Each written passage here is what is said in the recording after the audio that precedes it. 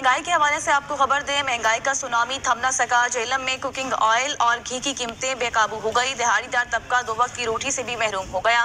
Babar Hussain report करेंगे। महंगाई की हालिया लहर ने जहां बेशुमार खाने पीने की अशिया को महंगा किया है, वहीं पर कुकिंग ऑयल और घी की कीमतों में भी बेपनाह इजाफा हुआ है, जिसकी वजह से दिहाड़ीदार और मुतवसत तबका डायरेक्ट मुतासर हो रहा है। इजाफा होया जनाब, अगे 800 का लेने हूँ 1800 का लेने पे असी गरीब आदमी की करिए, इतनी महंगाई है।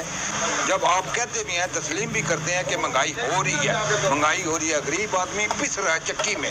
ये तकरीबन 30 से 35% इजाफा हुआ है और इस इजाफे से ये नुकसान हुआ है कि जो लोग आगे 3 लीटर या 5 लीटर की बॉटल लेते थे हमारे से, तो वो अभी लीटर वाली पे आ गए हैं। पहले तो अच्छे ब्रांड के कुकिंग ऑयल और घी की कीमतों में इजाफा होता था, मगर अब आम कुकिंग ऑयल और घी भी महंगा हो चुका है। रोज अशियाए खुर्दोनोश की कीमतों में इजाफा और कुकिंग ऑयल और घी के इजाफे से जेहलम के शहरी परेशान है। उनका कहना है कि हुकूमत के रिलीफ देने के बाद कब वफा होंगे। कैमरामैन स्नैली के साथ बाबर हुसैन, ब्यूरो चीफ सच न्यूज़, जेहलम।